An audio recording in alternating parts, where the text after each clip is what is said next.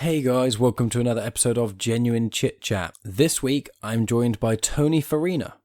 Now, Tony is an assistant professor of humanities at Siena Heights University, which is in America, in Michigan, I think. And he also reviews comics and audiobooks in his free time. And one of the reasons I want to speak to him is because we became friends, corresponding over email and things like that, due to two mutual friends of ours, essentially, Chris and Dave of the Comics in Motion podcast, which any of you will know I've been on their show before. They've been on my show. I've played a few promos for them, and in fact, their promo will be playing in this episode and maybe the next one as well. So, all fun in that sort of department. But also, Tony is an early adopter of doing online-only courses. So obviously, he's an educator, and one of the reasons I wanted to get him on the show was to talk about sort of how things have changed so much, speaking in a classroom, lecturing, teaching classes and things compared to doing online courses. So that's a lot of what this conversation is going to be about. Now, just in a little bit more of detail, just a little summary quick, is what we start talking about is we talk about Star Wars a little bit in this chat, and then we quite quickly move on to sort of education and things. So if anyone's listening to this really interested in education, and then, you start hearing talk about Star Wars, that doesn't last very long, so don't worry about that. After we talk about education, just sort of skimming the surface levels, we talk about mine and Tony's early years in education, our experiences in school and college and things like that.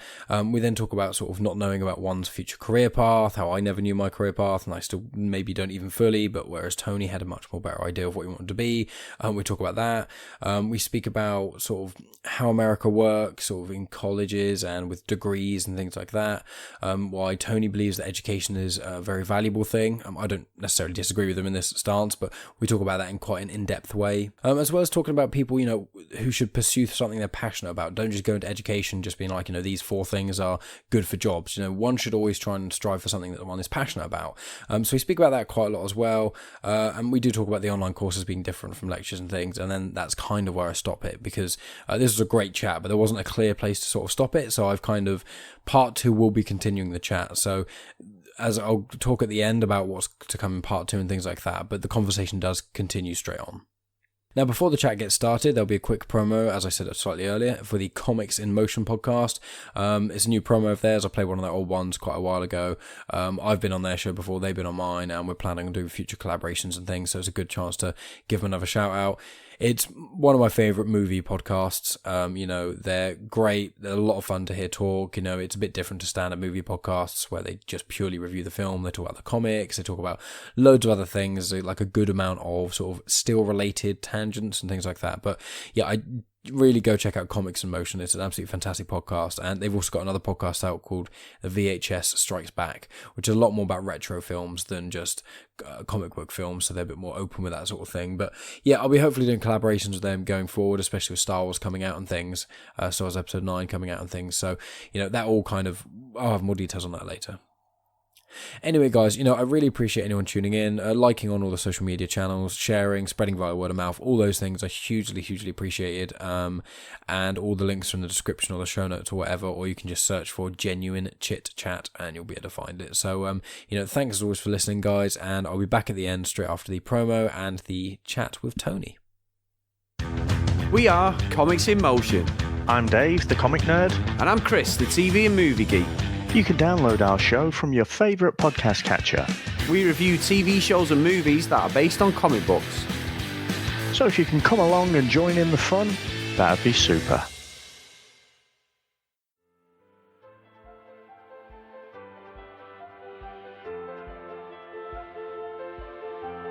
Welcome to Genuine Chit-Chat, where we have honest conversations with interesting people. And I'm your host, Mike Burton. I am joined today by Tony. Hello, Tony. It's a pleasure to have you on the show. Hi, Mike. Thanks for having me. No worries at all. I thought we'd say how we sort of got chatting and things. It was actually through, as you were saying, slightly before we started recording. It was the podcast I did with the guys in Comics in Motion, who have one of the best movie podcasts that I've listened to. They had me on the show, and I did an episode with them with Dredd, I think. And I think you've been on their show too. Is that right? Dredd actually didn't come on. I came on after you did.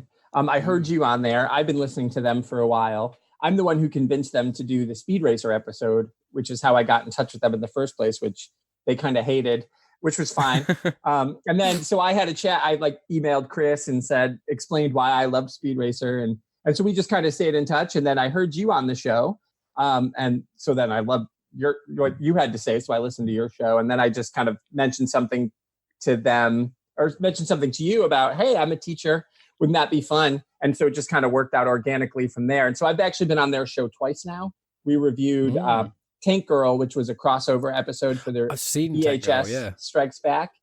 And then I just did Pennyworth, because one of my side gigs that I do for free, comic books, is I review comic book properties for DC Comics News. And so I've been reviewing Pennyworth. And so they thought we did the first half of the season. And that was just fun. Those guys are a lot of fun. You're going to go back and do Star Wars, right? That is the goal. I mean, it's probably, I'm hoping it's going to be the only time where I'll know more about comics than it's Chris that knows them more about Dave. comics, isn't it? It's Dave. When I talk to them, I know exactly who I'm talking to, but when I think of their voice in my head, it's because obviously when Chris says Dave, and Dave says Chris. That's right. So it's that thing where in my head I'm like, I can hear the word Chris, but I'm hearing it in Dave's voice. Which one? Yeah. But I will be hopefully doing a Star Wars episode with them at some point. And I read a lot of Star Wars comics because I'm a massive Star Wars nerd. So fingers crossed. I think we spoke about, I don't want to jinx it, but we spoke about potentially doing like a preview-y sort of special episode, like predictions of episode 9, like a roundup talking about our episodes, like orders of our favorites. And then do one like the day or so after episode 9 comes out, because obviously I'll be watching it like the day it comes out. That'll be fantastic. I'll be all in on that. Yeah, my earliest memory of childhood, I'm quite a bit older than you. My earliest childhood memory is actually I was just about to turn 4, or I was just about to turn 4, and I saw the original Star Wars at the drive-in movie theater with my cousin. Oh wow! Yeah, I was 4, he was 6. Our parents were there, but that's my earliest memory, is the opening crawl and the Fox fanfare coming and us running from the drive-ins in America had playgrounds at the front. And we were playing up there because it was the 70s. So 4 and a 6-year-old were just hundreds of yards away from their parents with strangers in moving vehicles. And we just took off running. And that's the memory, is Star Wars started and I ran back to the car. And then I've seen it so many times. We could maybe act it out, but that was my earliest memory. Yeah, probably. Actually, yeah. Oh, that's incredible. I mean, yeah, it's one of those things where, I'm not going to go on a massive Star Wars tangent because I very easily could. But one of the things I love the most about it is, one of the reasons, because obviously I was talking about the tattoos just before we start recording, is I have a tattoo of Darth Vader and then below it is Obi-Wan and Anakin fighting. And obviously it's like it's a two-meaning thing, which is, one of them is obviously I love Star Wars and it's incredible, and it mixes the original trilogy with the prequel trilogy, because it's the moment they fight on Mustafar to make Vader, as we all know and love, hate him. And my dad was, obviously substantially older than I was, but he grew up on Star Wars, the original trilogy, and I grew up on the prequel trilogy, and we bonded heavily over that, and it's like a nice mix of that sort of thing. So I love that. Even if people don't really like Star Wars that much, it's such a huge thing. It's like everyone at least knows about it. It's I'm a nerd in one of the most mainstream things there are, but it's not like, being super into like really obscure off comic books no one's heard of, which is obviously still cool in its own way. But for sure. Oh yeah, no, that's totally true. And I think with the Star Wars stuff, I read the original Tim Zahn ones that came out, the Heir to the Empire. I read those. Yeah, the Thrawn trilogy. Yeah, I read those before I ever thought 6, 7, or 7, 8, and 9 would get made. Those were in my mind always 7, 8, and 9, because Zahn kind of worked what I understood, and this was obviously pre-internet. So Zahn worked with Lucasfilm on that and kind of got the go-ahead. So I always felt like that was the story they were going to tell. I've been pleasantly surprised, obviously, with what they've done, but. Because of that, because the movies meant so much to me, I didn't get into the books, all the other stories. There was one, which I'm sure you've probably read, about Wedge has his own book, or maybe even a series of books. That's the only one I've really ever been. I haven't actually, no. I'd be really fascinated in that, just because to read that, because he gets the shaft all through the whole thing. So I would love for him to get his time to shine. Yeah, well, there is a trilogy of books. We may be thinking about talking about the same thing slightly, but there's a trilogy of books called the Aftermath trilogy, and he's in that in the first one quite heavily. I'm currently reading the second one. I was Is it by very late Timothy last night Zahn? reading it.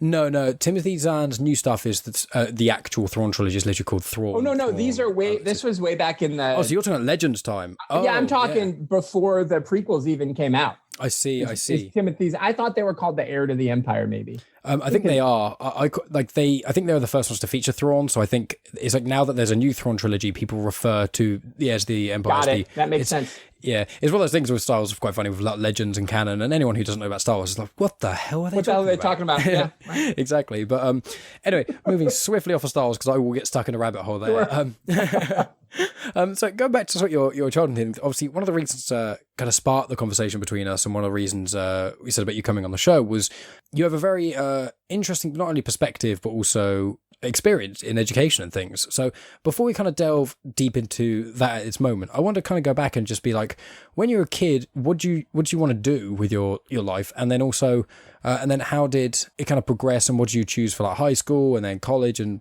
yeah, kind of like that. Sure. Yeah, well, I grew up on my parents were both working class people, but my grandparents had a fruit farm, my mother's parents. And so I spent a lot of time there working for free as a youngster. And I learned how to work and had calluses on my hands. My grandpa was like a hillbilly dirt farmer, and he built these ramps that I could walk up so I could like literally lift bushes of apples, that almost weighed as much as me, and load the trucks.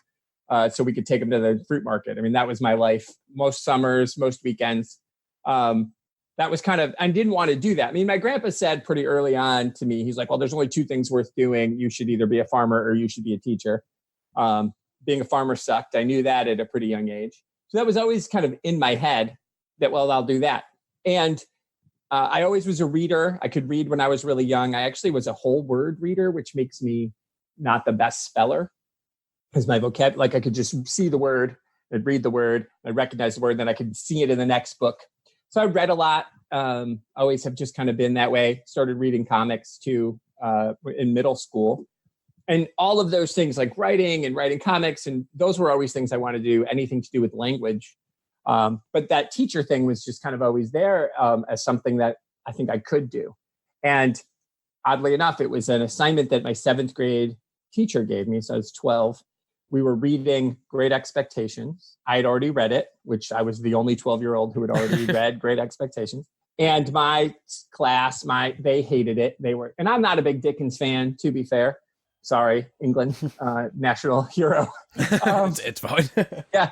I'm not saying he's a bad writer. It's just, I feel like he's written that book a lot, but I did, a Great Expectation was fine, but my teacher said to me, she's like, there's no benefit you're going to get from sitting in this class, watching your classmates grind their way through this book that they don't want to read and aren't going to read. And she's like, go do something else with Dickens. So I decided to do A Christmas Carol. And I like kind of wrote my own 12-year-old version of that play, but set in modern time. And so I wrote a play. And she thought it was clever enough and fun enough that she let me cast it and produce it, and we performed it. And my friends and I performed it like for the middle school. So it became like the middle school Christmas play for that year. Oh, wow. And it was actually, I know, it was bizarre. And there's no video of that, of course, because this is, way before anybody. I mean, people didn't even have home camcorders then, really. I mean, you're talking, I was 12, so this is, mid 80s. And so that was it. And instead of that, it solidified my want to write. And I've always been writing short stories and comic books and ideas and stuff. But I realized like what she saw in me was something I needed. And as a teacher, instead of saying, this is the curriculum, shut up and do it, she was like, go do this instead. And there was education to it. It was still focused on Dickens. It was still focused on what we were doing. So that was the moment when I realized, oh, I could do that. I could be that person I could figure out what people need and help them get to that. So that was pretty much it. So those two things combined made me feel like, well, this is, English teachers, the way to go. And then when I went to high school, I thought I'd be a high school teacher. But then when I was in high school, I was my school board representative, like I don't know how it is over there, but some of our school boards, which are like elected officials who know nothing about education, unfortunately, most of the time. So once in a while, you'll get a retired teacher on the school board, but it's usually like somebody using that as a stepstone to run for something else, just getting their name on a ballot. But I would go to those board meetings and realize, wow, high school teachers don't have any freedom to do anything. It's like the middle school teachers have more leeway. So I was like, well, I'll be a college teacher. I'll do that. And so then I went to college and I just majored in English, and I actually double majored in English at my university. It's called Albion College. It's this little tiny school in the middle of Michigan, Albion. And we were actually called the Britons. That was our mascot. Our marching band dressed up like the Royal Guards. Oh, wow. Yeah, which is great in November when there's football games, but in August and September when it's still sweltering, humid, hot in mid-Michigan, they're wearing these, 6 foot tall black hats while they're marching. It's insane. So I went there and I double majored in English. I took twice as many classes as I was required to, and I actually got my first teaching gig right after I graduated college in 95. And in May of 95, I was 21 at the time, and I got hired to teach my first class that July. Oh, wow. I taught developmental writing at a local community college, and I've never stopped teaching since then. Well, that's incredible. I mean, there's a lot of people that I speak to, not only on the podcast, but also just in general. And it's finding what you want to do as a career and as a job and things like that. It's such a, especially now, it's such a weird thing. Because pre-internet, it was, I suppose, not better, but simpler, I guess. But now it's like, oh, you can go work in like the local shop. Okay. You could literally start a clothing company if you're like 17 and you know how to use Photoshop, and you get in touch with cheap t-shirt manufacturers and you could just kind of do that. Okay. Or you can, if you're lucky, you can be a podcaster as a job, which is very unlikely to make money, but you can still try it. But there's all these like startups, and like the internet is like, oh, if you work in a high street store now, you may not even have a job in 10 years. Okay, I'll be a driver. Well, driverless cars, that may not happen in 50 years. And it's like, where do I go? I am so confused. Like what it is I'm good at, what it is I like, and what there is available, and trying to find some sort of thing that mixes all those things together is just impossible. And like with me as an example, I've always been very good at maths. I mean, you're very good at English and things. I mean, English was one of the only things, it makes it sound like such a dick, but it's one of the only things I had to try at, because I was one of those kids in school. My dad's super intelligent. He was, I'd class him as a genius. And so in school, I was gifted, I didn't really have to try that hard, and I was top of the class a lot of the time. Obviously, the problem with that is once I got to sort of, teenage years, I became lazy. I was like, I'm smarter than everyone, so I don't have to try. And then I went to college, which I think is your guys' high school, and I didn't do that well because I didn't really revise that much, and a host of other things. But I was like, I didn't know what I wanted to do, and I wasn't like super genius level. I was just smart. And it was like, if you're averagely smart, you have to try hard enough and you can kind of find that motivation. And if you're like super genius, like the world's your oyster. And I was in this weird space, was like, I could probably achieve quite high. I can't really be bothered, but I feel like I'm better than anyone in the middle. And this is me, not now, I want to clarify, but This is me as like a teenager sort of thing, or young teenager. So I didn't know what I wanted to do, and asked my dad and things, and he was like, well, you're good at maths and you want money, so accountant. And I was like, yes. So I went to college and I did accounting, and it's the only class I've ever fallen asleep in. And I didn't even know it was possible to fall asleep in classes. Like, genuinely, I thought it was some sort of thing on like, sitcoms or high school, movies and things. And genuinely, I fell asleep. And I remember once I wasn't sleeping that great either, and I wasn't taking care of myself. You in college, start drinking and X, Y, Z. And I remember in class once, I wasn't like fall asleep head on desk out. It was more like head on my hand, and I kind of blink really long, and I'd miss minutes at a time.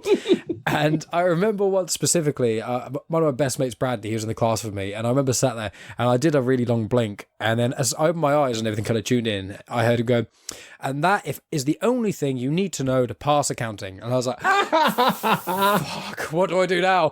And I did terrible. I got like a grade E. And my teacher actually congratulated me for not getting ungraded. That's how bad I was at accounting. So he was like, it's like, well done, you didn't like get zero. And he wasn't being patronizing. He was genuinely like actually stoked that I didn't get ungraded. And so I was like, can't do accounting. And then I was like, okay. Then going into my second year, I had issues with my girlfriend. It was around the time my dad got ill. And then I was also, finding college really, really difficult. I started to drink, and obviously hormones and things, as well as all the social things are piled on top of you, as well as I didn't know what I wanted to do with the career. So I was just like, I don't know, religious studies, because I find religion interesting. That's fascinating. Yeah, a really, really interesting thing. I mean, my teacher, I had so many points in my life where, I'm glad, because I'm now quite self-reflective and introspective in a lot of ways, which I need to be, because I used to be such a dick. But weren't we all assholes at one point in time? Oh yeah, but I would punch my 16-year-old self right in the mouth. Oh yeah, I've said before, yeah. if I met myself, if I could go back in time and meet myself, I would punch myself square in the face. No, I didn't get punched in the face enough as a kid. That's my biggest problem. It was just I needed someone to knock me down a peg. It happened a couple of times, but definitely not as much as should have happened. And I just remember, I was talking to my religious studies teacher and stuff, and I came up with this theory, which I can't remember what it was, but I was thinking about it. And I remember he stared blankly at me for a while and was like, I'm sure that makes a lot of sense, and you are definitely much smarter than I am. And then continue on with the lesson. This was with loads of students, and I was like, my teacher just told me I'm smarter than him, and I'm what was I then, 17, and I was like, well, I'm halfway in the thing of kind of becoming introspective, but still not enough. And I couldn't know how to process that. And then I was getting frustrated in class, because I was like, why is this guy teaching me if he thinks I'm more intelligent than him? And all these weird things. Obviously, he was just trying to be complimentary and just probably trying to move it swiftly on. But with me then, I was overthinking everything. And I was like, oh my God. And then I left college, and I was like, I have absolutely no idea what I want to do with myself. Fortunately now I work in insurance, which I'm a motor claims handler, but I work for a broker. So it's businesses, they have loads and loads of vehicles, they have crashes, and I review who's at fault. I have to review road law and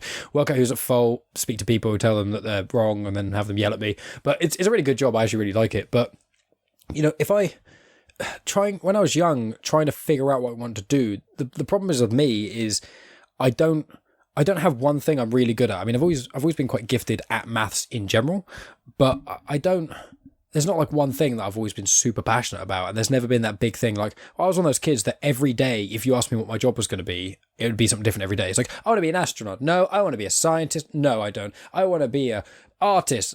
No, I want to be an actor. No, you know what I mean? And it's just everywhere at once all the time. So you having that, this is going to jump into a question. I know, just went a big monologue, but the one thing that I think is a lot of people, though, now that I'm older and I look at it, I go, it's actually fine to not know what you want to do. I think one of the biggest problems with kids these days is they look up to adults and see, for lack of a better word, they've got their shit together. And you're like, really, most adults, myself included, we know how to do most things okay, and we just keep doing them okay. And when you want to have a career, it's I just try things, and if I like that, I try other things similarly. So I want to ask with you, sort of being a teacher and things, so we'll get more to the details of you being a teacher as well, but sure, with your students and things, do you find sort of now with the internet being a thing, and obviously such a different landscape of industry, are there people now who are still know exactly what they want to do? Is it a bit more sort of up in the air? And do they feel a lot more pressure of trying to be famous and things like that?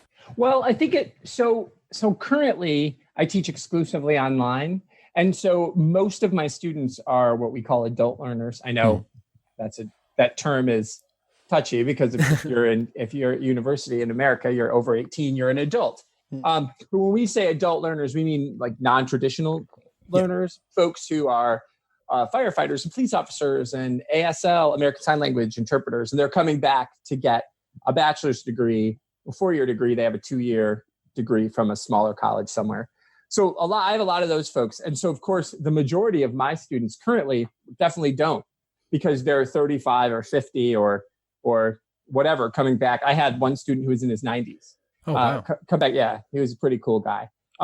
So you just never know. But my kids age, the youngest is 19. And so I've got kids at different stages of college. And, the youngest one, actually, she's pretty much known something sciencey. She's like a science savant, almost scary. I don't know what she's talking about most of the time. She's like, blah, blah, blah. And I just would stare at her mouth moving. Those are words, as long as you know what you are saying. She's changed a little bit in the sciences, but now she has a pretty good feeling. But I do think most people go in not having a clue. I think my experience is actually the unique experience, even for my generation, even for Xers. My wife was an accountant, actually, and she's a librarian now. So she did that. She was good with numbers. She was an accountant, and then went back in her 30s and got her master's of library and information science, and now she's a librarian. Those two jobs are more similar than people, I think they are. There's a lot of organization and order and planning. But so even her, well into having children and being an adult, was like, I'm going to do something totally different. So I see it both ways. I think there is a lot of pressure to know, and that's the problem. Is the pressure is figure yourself out, learn what you want to do when you're 15. Well, that's absurd. I wouldn't let my 15-year-old self tell me what to do. My 15-year-old self thought I'd be a high school English teacher, and that was just going to be that. I was going to major in English and minor in history, and I was going to be that guy and be a coach or something. And I'm none of those things. My minor was actually women's studies. And it's interesting that you said religious studies. For a minute, my minor was women's studies, or was religious studies. Oh, okay. And it was kind of actually through the religious studies, I took a class called Gender and Biblical Interpretation. And the woman who taught it, April DeConnick was her name. I remember that very clearly. She, instead of she was a visiting professor, instead of teaching the regular thing, she was like, and we studied the Gnostic Gospels, which are the Gospels that weren't canonized. Right. So Gospel according to James, Gospel according to Mary Magdalene, and James, Jesus's brother. And we focused on the women in those things. It was really fascinating.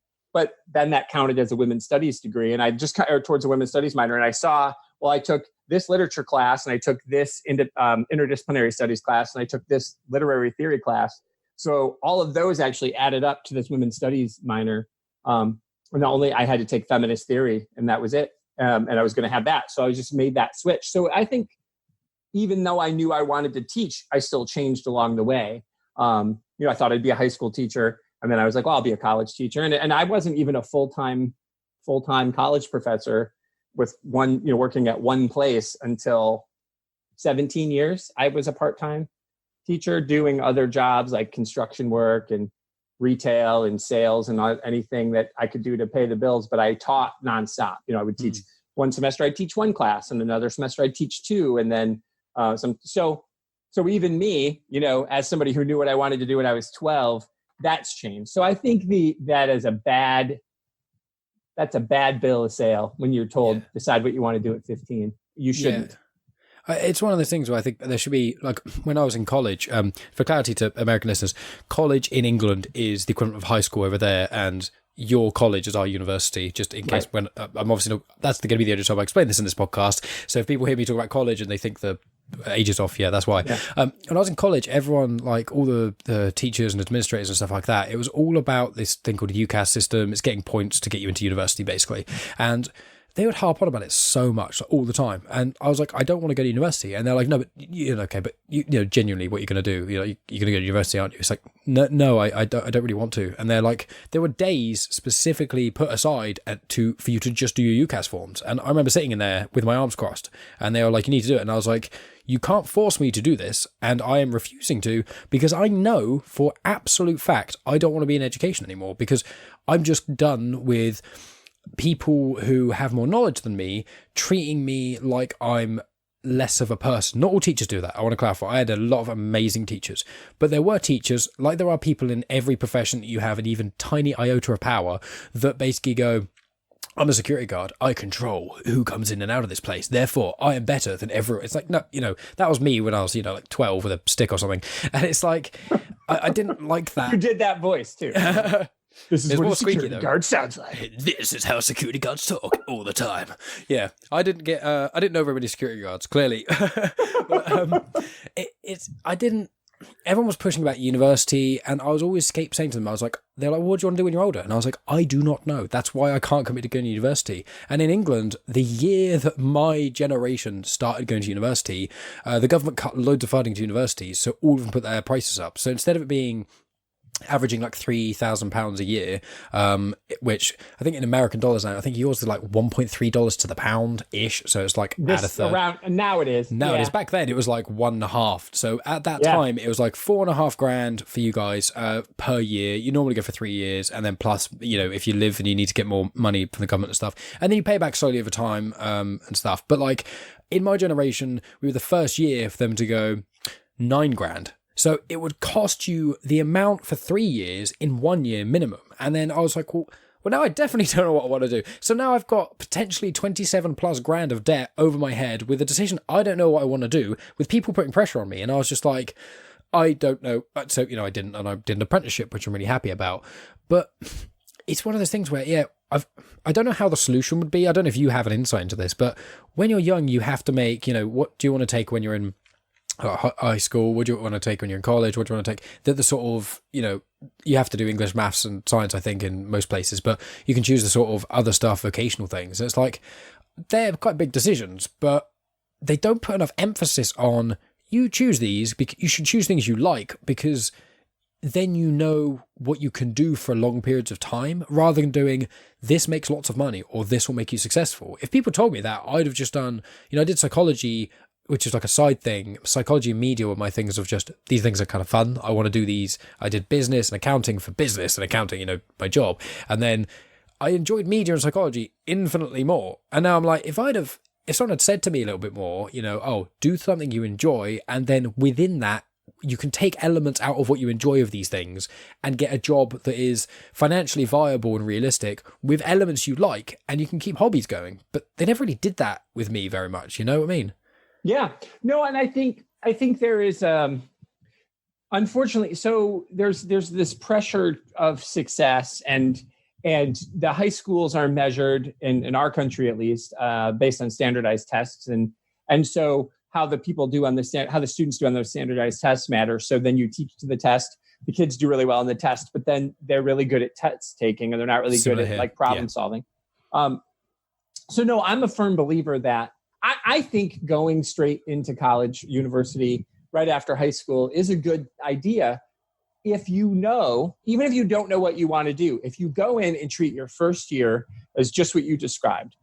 Because the liberal arts if you go to a liberal arts school, and obviously if you don't know what you want to do, don't go to an engineering school, because that's where they train engineers. Mm-hmm. But, and I actually know people whose kids go to engineering schools, and they start right out of high school, 3 years, and they're going to be raking in the money, but they also knew they wanted to be engineers. And, so I think the liberal arts allow you the opportunity to try a little bit of everything. So in my opinion, even if you're unsure, go to school for a year, even if you just want to go to like a local community college that's inexpensive, and take one of everything that you're going to need anyway. So there's always going to be a core liberal arts requirements, which is usually, like you said, you're going to take some sort of math, some sort of math. Sorry, British folks, we dropped the S. I read this fantastic book called The Mother Tongue, which is the difference between American English and British English. It's fantastic. It's written by an American who teaches English in England. Oh, wow. Fascinating. There's a whole discussion about the S. There's a whole chapter on the S in math. It's fantastic. But you would take math, you would take science, like some sort of natural science maybe, or even a biology. You would take an English course, a literature course, and a writing course. And you would take a history course and a religious studies course. And you just try all these things. They're all going to count towards graduation, because in most cases, a major, and this is what I don't think people really, really grapple with. Like I said, I double majored in English, which means half of my classes at my undergrad, my 4-year university, were English classes, which means a traditional major, it's only 25%. So in theory, you could not really declare your major until your senior year and take nothing but those classes and still graduate with that major. And the rest of the time, you could take 4 classes a term, or 5, depending on how many credit hours you needed, in anything you wanted, and figure it out. You don't have to declare right away. So I think the answer is letting people know it's okay to not know. It's okay to be undecided. And it's also okay to say, I'm going to take a year or 2 off. But I think if you're going to take the year or 2 off, you should do something. You should have a plan. I don't think the idea of I'm going to take a year or 2 off and live in your spare room, mom and dad, is the best idea. 100% every game that I know. Just, I'm going to get every achievement on Fallout, and I'm going to get the top of the leaderboard on Call of Duty, and then I'm going to go to school. It's like, right. Yeah. No. Although, interestingly enough, the university where I teach has, we have esports. We have scholarship athletes who play video games. Well, I think it's League of Legends and Fortnite, a couple of those games. You can make basically as much money winning those things as you can for a lot of like major league things. And I always say that at Jets, I like video games a lot. Like it's just one of those things. I mean, I think it's really good for, helping hand-eye coordination, problem solving, etc., etc. But with everything in life, it's good to vary. If you love basketball, you can play basketball every second of every day, and that's cool. You can do that, but you won't really be able to talk to many people or do much else. Just, it's almost like you said with a major thing. It's a really good parallel of what you should do with your life. Like, you can spend the majority of your time doing something, but if every part of what you want to do, if you've got like 1% of everything and you just spend 5 of those percent doing one thing, that's still a majority if everything else is equal. So what you said about major, it's a really good way of putting it. Yeah, and I think that's what we think. We think, oh, I'm an English major, I'm a accounting major. Well, we call it the major, meaning it's not majority. It's not. It's a plurality. But you don't say, well, I'm taking a plurality in accounting. That sounds insane to say that, but that's what you're doing. 25% of your classes are accounting classes, and 75% of your classes are not accounting classes. And that's how you figure out what you want to do, because you'll have taken that one accounting class your freshman year and been like, man, I really did like that. I can look at my schedule and say, well, I've got 30 elective credits, so I'm going to take accounting too, just to see. And if I don't like it, doesn't matter. It still counts towards graduation. And so there's a book actually that I'm going to be using in one of the classes I teach. I'm using it right now in a class I teach. It's called Range by a guy called David Epstein. And it is exactly what you're saying. It starts with the story between the story about Roger Federer and Tiger Woods, and how here's the Tiger was playing golf since he was 4. Golf. Greatest golfer in the world. Roger played tennis and played soccer and football and did all these other things. And his mom was actually a tennis coach and wouldn't coach him. And was like, and then, he's the greatest of all time. And so the path they took, and who's happier? When you look on the surface, who's addicted to painkillers and who seems like he's having a pretty good go of things, and it not to suggest that the reason Tiger Woods is addicted, had the painkiller issue but when you only play golf since 4, you're going to have a bad back by the time you're 30. Yeah, exactly. That's all you've done. It's not, you're literally using that same muscle all day, every day, where Roger. And so that's the beginning of the book. And it goes through this whole process of how being a generalist, that's the premise of the book, is better than being a specialist. And I feel, to me, liberal arts, I teach at a liberal arts university, that's the way to go. Do I think engineering schools should exist? 100%. Do I think there are people who shouldn't go to school? Yes. I don't think college is for everyone, and I don't mean that in a condescending way. I think college is a waste of time. If you don't want to go, don't go. That is a surefire way that you're going to not graduate, and you're going to end up with mountains of debt with no degree. And see, I think that's the problem, is you hear these horror stories in our country, and I don't know how it works there, but most universities here, you end up taking out a bunch of student loans that are federally backed. And then people are like, oh, people come out with $100,000 in student loan debt and they don't have the job to pay them back. But if you actually look at that data closer and look at people who graduate, they're in a better shape. They graduate, they have a degree, they have a specialty, a liberal arts specialty. I'm an English major, but I've taken all these other classes. You're an accountant, but you've taken all these other classes. So you can succeed in the world. A friend of mine's daughter is a film producer, and I think she had an anthropology degree. Oh, nice. Yeah. Because she figured stuff out. Having a liberal arts degree, she figured out how to be a film producer. Because being a film producer, you're doing a little bit of everything. You got to make all these people happy and order craft services and get the actors to the set and all this other stuff. So I'm a firm believer that college is not for everyone, but it is definitely worth a go. And the opportunities that you have there to experience, if you go in open-minded like that and say, I'm going to try to figure myself out. But if you don't want to go and you want to do something else, you should absolutely do that. It's frustrating to me. And I actually get a lot of pushback because I teach liberal arts classes that aren't English classes. They're literally called liberal arts studies. And people are like, this class is bullshit and you're just here to steal my money. I'm here to make you read this book Range so you can figure out why it's good to know a little bit of everything. Yeah, well, it's one of those things which I've kind of, as I got older, kind of linking in with the turning point in my life. It's an anchor point, and anyone who listens to the podcast will know, and a lot of people who just know me know this comes up quite a lot. But my dad passed away when I was 19, and he was ill, so it was cancer. 18 months before that, so I was in college when he got ill, and it's like, that alone wasn't just the perspective changer. I've had friends who've, tried to commit suicide, and, certain ones I've been involved with more than others, of helping them come back from the brink and this, that, and the other. So I had a lot of time for me thinking I'm up on this pedestal looking down on everyone, to realizing, how about instead of looking down on everyone, I can kind of try and bring people up a little bit. And I kind of had that realization, and this thing of like, I've got all this privilege, essentially. I was never poor as a kid, and obviously I'm a, straight white male in England as a millennial. It's as history goes, I've had an easy, fairly run of there's some of the bigger things, rights and stuff like that.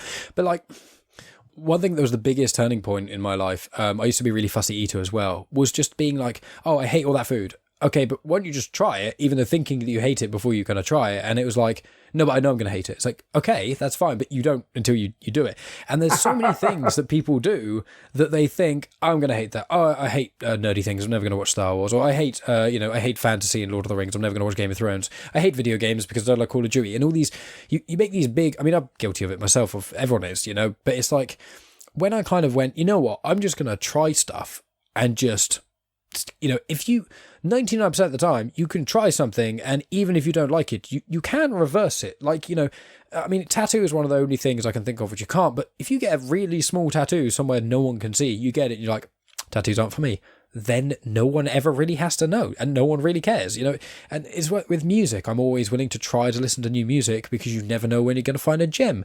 And what you're saying about college is a very interesting perspective I hadn't fully considered, really, which was, if you just go for a year, you're going to have some, and you decide to leave, you are going to have some sort of, you'll be in credit, you'll be in debt to some degree, but at least if you go and you spend the year at college and you're like, oh no, this is definitely what I don't want to do, that's life experience. That's something you wouldn't have got if you'd have just gone and worked, at Target or Walmart or something. If you just did that for a year, you'd probably go, oh, I hate people and I hate working in a place that everyone treats me like crap. But like, right. Apart from that, it's like, you don't learn quite as much. But, having jobs, you're going to college and also having a job. And, there's this whole thing as well, which is like, everyone wants their kids to have a better life than they've lived, both in financial sense, when it comes to rights, technology, medical science, everything.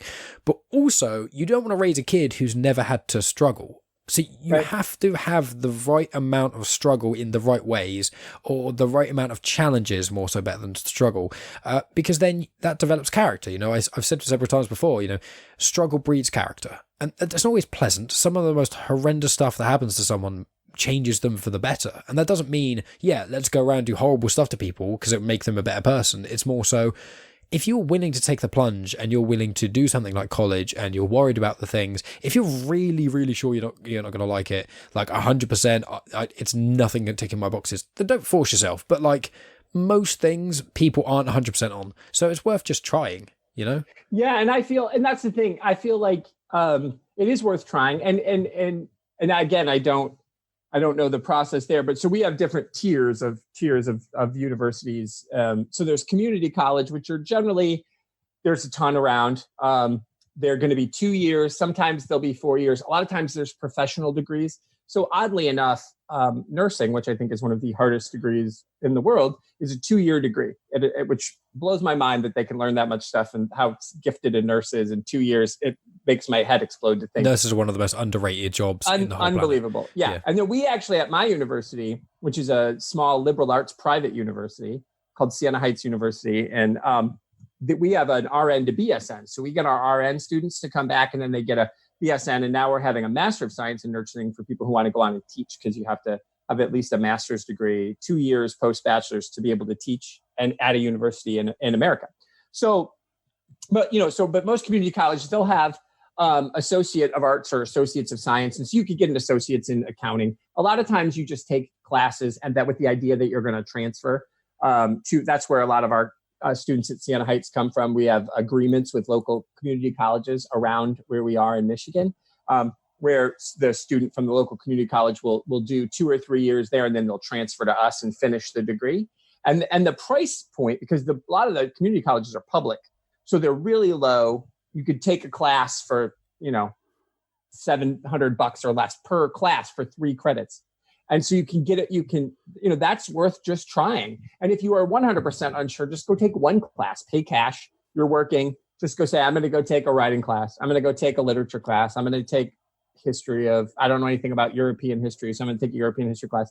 And then you could piecemeal your way through that, paying cash along the way. And then after a year or two, and you're like, wow, I've got 30 credits and I was just having fun.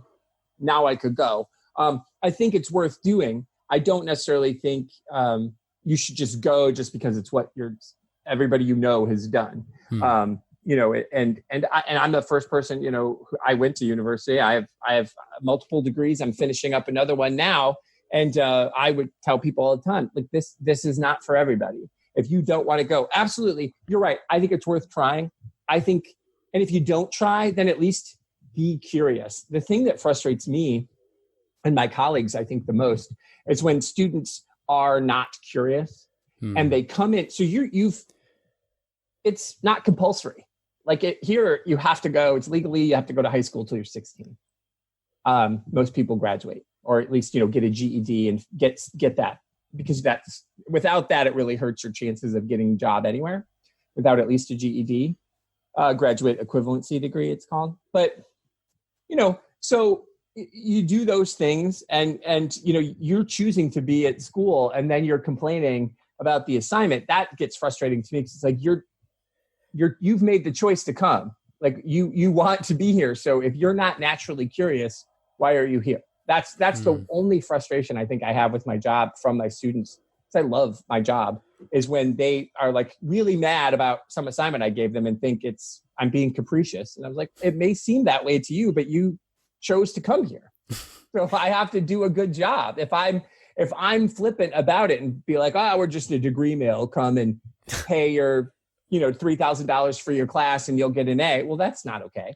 No, you don't get anything. You don't learn from that in a literal sense. But what you said there about the curiosity thing is that's one of my biggest bugbears, because I don't actually believe anymore that there are stupid people anymore. I don't.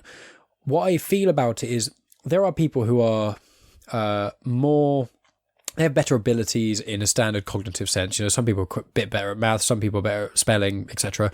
But if anyone genuinely wants to try hard, even if they're low achieving in academia, if they try really hard at things, they are going to get places. You can learn, you can get better. It just depends on how much work you have to put in from the start, as opposed to not being able to do it. And I think people, I don't meet stupid people anymore. I meet two kinds of people. I meet people who are curious and passionate people, and I meet people who are complacent and, for lack of a better word, ignorant. I just feel, if you want to learn, I know people who are like really, they may not know, information about the solar system, or may not be able to, read off, loads of really big words or anything.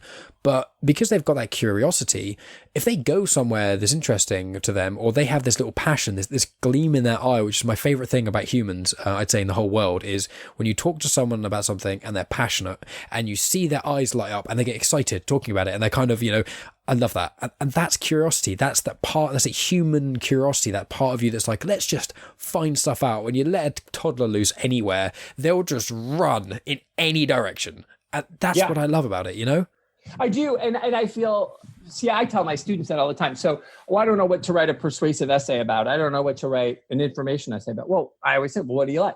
If that's the first conversation I'll ever have with the student. Whether I'm meeting them on ground, or it's because I teach online, I'll have phone calls with them. Students struggling with something, I'll just say, hey, we should talk. Or even if it's just like, I'm really struggling with this topic, I don't know what to write about. Well, I'll bring them up. Let's just chat. And I find out that that person may be a sign language interpreter, which is a really high skilled, unique job. And the person loves it, but you're not going to try to persuade someone to do that. But through just having a conversation, I find out that person is also a volunteer at the local homeless shelter. Well, there's your thing. That's the thing you cared about. And then, and I always say, if you care, the audience will care. And if you don't care, the audience will not care. If you write a paper, it's perfunctory. I have to write a paper about, the homeless population in mid-Michigan, so I'm going to write that paper. Well, that's going to sound like that. It's going to sound like a robot. But if you care and you're like, these are things that you can do, and here's something that you should do, and I'm persuading you to get involved to help the homeless population in mid-Michigan, and this is what you should, then that's a good paper. It's going to write itself. You're absolutely right. That passion, I think passion trumps almost anything. If you're passionate about something, you can convince people to believe it. Other than, you mentioned earlier, you're not a big sports fan. That's the only place that passion's on full display, but you're not going to convince someone who was born and raised to be, we talked about Chris and Dave. One of them likes what? Man U, and the other one likes Liverpool. They're not going to convince each other to like the other team. No. That's not going to happen. That's where passion is different, where you're a fanatic. Yeah. As opposed to being passionate. So I think that is absolutely right. And you can tell that's what the thing about this show. I will toot your horn. If you have a horn sound effects, you can put in later. I could do it with my mouth.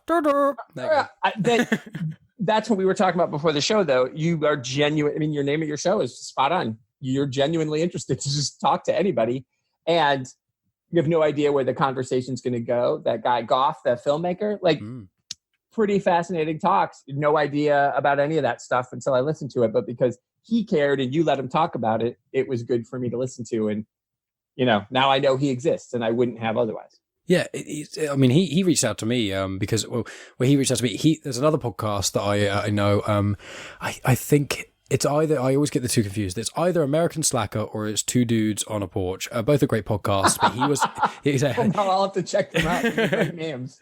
Yeah, exactly. And he was on one of them, and then they hit me up and said, "Oh, I've got this guy. His name's Goff. He's a filmmaker. You have loads of cool people on your show. I wondered if you'd want to chat with him." And I went, "Yeah, sure." And I heard he's a blind Australian filmmaker. I was like, why do you even have to ask me? Yeah, of course. A filmmaker who's blind, that's literally probably one of the most interesting people on the whole planet. And you hear him talk, and he's like a super funny, normal guy. And it's obviously, one would assume that he is a normal guy because you're blind doesn't mean you're not normal. But it's really nice to just, if you have a chat with him, if you don't mention, if I didn't say that he's blind and obviously stuff, except for the subjects where we specifically talk about him being blind, you wouldn't know. And right.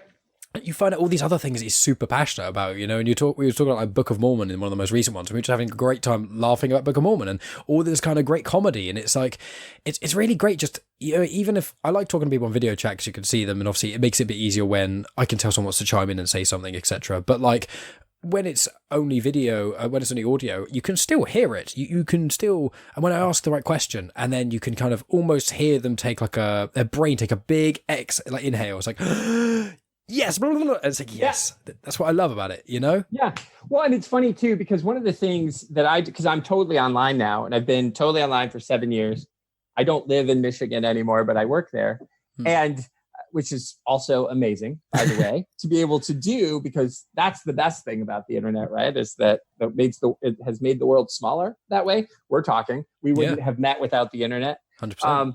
And so, but one of the things that I like to do, so these last 3 days, my students had papers due. And because I knew I was doing this, it was really important to me that I could justify to myself, all right, I'm going to go spend a few hours talking to Mike. I got to make sure, my students aren't left hanging. So what I do when I grade papers, I read them, I mark them up, I highlight them in yellow or blue, whatever.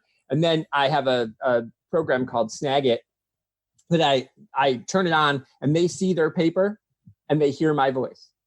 So I'm talking to them for 5 to 10, 12, however long I need, telling them what worked, what didn't work. I can circle it with my mouse. I can explain why you should try this. Don't forget, we have this lecture.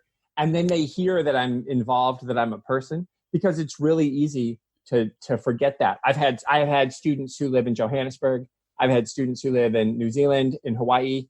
And, I'm based in Eastern time zone in the US. And so when you have a student who's, 3 hours behind you or 8 hours behind you or 12 hours ahead of you, I may not get to talk to them throughout the semester, but them hearing my voice, them knowing that I'm a person and that I care and that I'm not yawning my way through the video.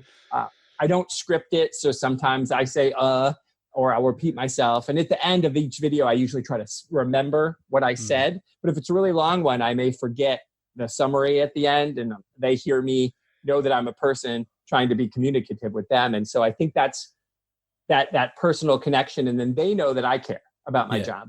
And that's one of the biggest feedback things I get from the student reviews, is that they can tell I care.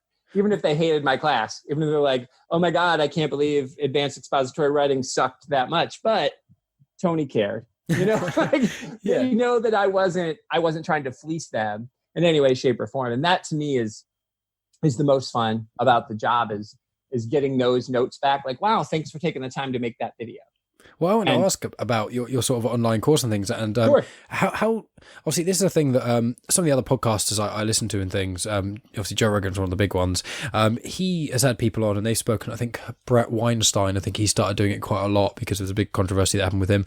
But I want to ask you, like, when we were talking over email, and you mentioned about you do only online courses now. Like, how did that start, and what kind of were your expectations of what it was going to be like? And then obviously you say you've been doing it 7 years, was it? 7 years totally online. Yeah. Totally. So how long have you been doing, like, when did you start doing online? How has it kind of changed from doing it? And why did you, like, obviously the part you just mentioned is one of the reasons you love it so much, but why have you kind of shifted more of your effort into keeping online as opposed to lecturing in person and things? Sure.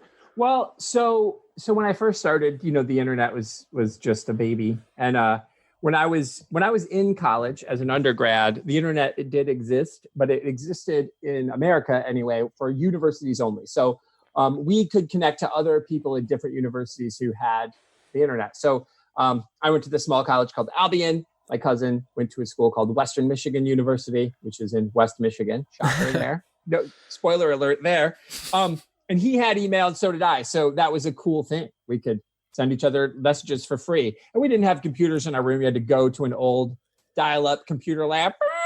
And that was how we did it. And the internet was slow, but it didn't matter. It was amazing.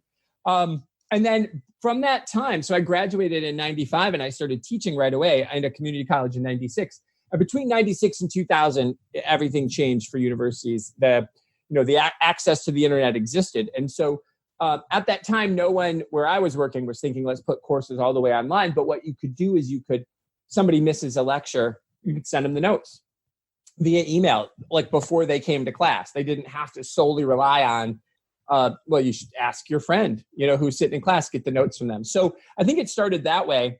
And then I'd say mid-aughts, maybe, I started to teach hybrid. There was a platform called Blackboard, which still exists. I don't want to pretend it doesn't. I don't use it. That's not with the school that I work at. We don't use that. But so Blackboard existed, and it was, Blackboard. And so we started doing hybrid courses where that was mostly for space, where the school wasn't big enough. So you would split a room. So we 10-week semesters, odd weeks, I'd get the room, and even weeks, somebody else would get the room.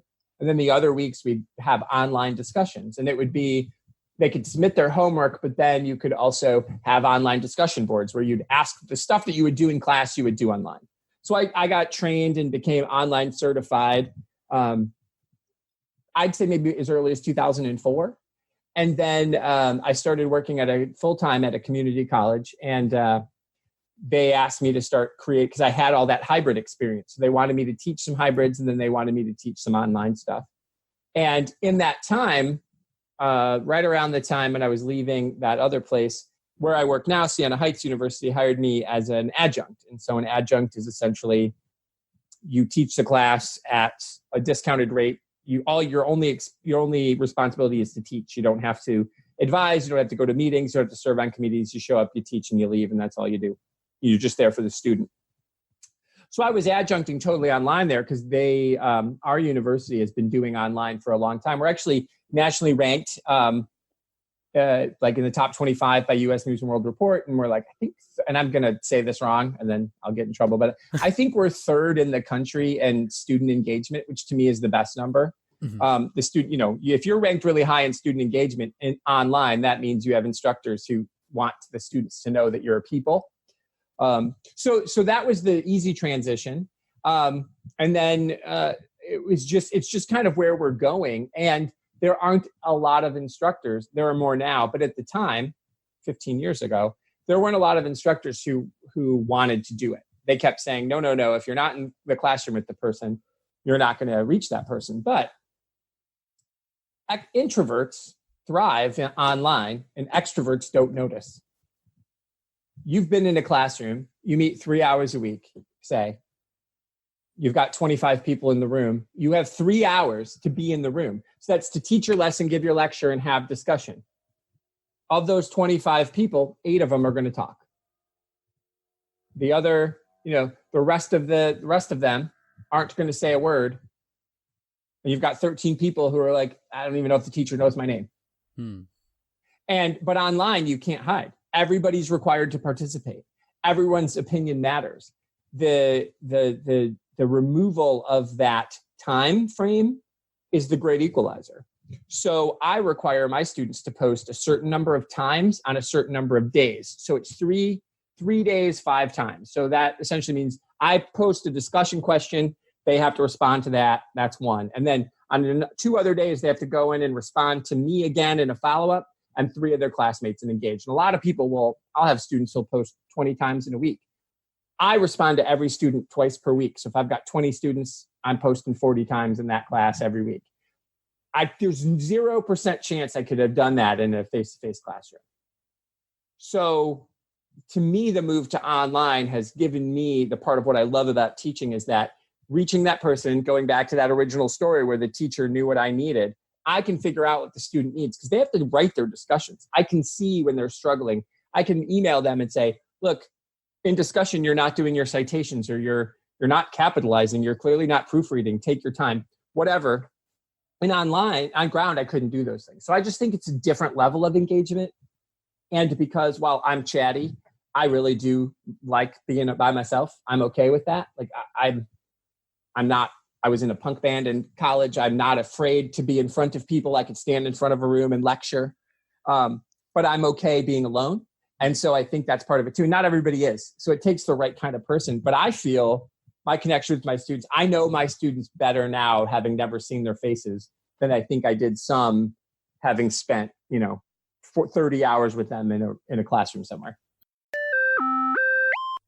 And that's the end of part 1. Thanks as always for tuning in, guys. Part 2 will be released next week at the usual time on Sunday evenings for UK time. So that'll be a kind of midday-ish, I guess, in America, depending on where you are. And other places in the world, I'm not going to go into detail. You can figure out. Check out evenings of Greenwich Mean Time and you'll have a vague idea when it comes out. But yeah, so coming up, I haven't got any other ones actually recorded because I was meant to do one this week with an individual who's involved with a true crime podcast. As you can tell, I'm very, very tired on doing this. I'm absolutely exhausted this weekend. But basically, yeah, I'm doing it again with them. I'm doing a podcast with them in a couple of weeks' time because we had to reschedule. I should have a chat lined up with someone like the day before. Like obviously next week, part 2 of this will be out, and then the following week when the next episode is meant to be aired, I'm meant to be chatting with someone the day before that, so that's probably going to be the next one to air. But I don't know if that falls through in any way. I may do another solo pod. I may chat with my girlfriend Megan. I may try and make something else work. I don't really know. I had loads block booked together, and then 1 or 2 fell out, and then not I didn't fall out with them, as in we decided to reschedule and things like that. And I've tried to kind of spread things out a little bit more because I've got quite a busy social life as well as what I want to do with my girlfriend in general life, holidays and living our lives, not just working and doing a podcast. So it's at the moment I'm just everywhere all at once essentially, and I'm just absolutely shattered. So what's going to be coming up, I'm not fully sure. I haven't got loads recorded like I normally do, so we'll just kind of see where that goes. It's going to be a bit of a random few months. Well, not a few months. I've got a few things like lined up that I'm specifically excited about, like the one with the true crime podcaster, and there's like an author, and there's a few other interesting people that are going to be on the show. It's just that things are busy at the moment, I guess. There's not really a huge amount else to report. I mean, I said before, Tony I got introduced to because he was a friend of the Comics in Motion podcast, and I'm friends with them as well. They're really cool guys. So I recommend checking out Comics in Motion, which is the promo. I recommend checking out VHS Strikes Back, which is Comics in Motion's, the guys of Comics in Motion's other show. If you're a fan of Love Island also, they have a podcast called Love Island Cast, I think it is. They do that, and also I think they do a podcast, Chat Footy, together, or that might just be one of them, or one of them sort of baby in a sense, and the other one kind of guests on it occasionally. I can't fully remember, in all honesty. They've so many goddamn podcasts. I mean, if anyone's been listening for a little while, there is my podcast I did with them a few episodes back where they talk about, I mean, the episode's called something about, I think, the mysterious podcast graveyard, I think I named the episode, because for a good chunk of the podcast we're just talking about all the podcasts they had done and are doing and all that sort of stuff. So it's pretty crazy, all the things they've been up to. But apart from that, I just say, if you can like, subscribe, share, all that sort of usual jazz, because it really makes it worth it. And it's times like today where it's a Sunday night, it's at 11:10, and I'm only just recording the outro to this because this weekend has just been so goddamn busy for me. But yeah, I'm not going to go into all that sort of stuff. So, thanks as always for listening, guys. Be sure to like, share, subscribe, all that sort of jazz on social media and whatnot. I appreciate each and every one of you listening, and I'll talk to all of you next week when part 2 is out.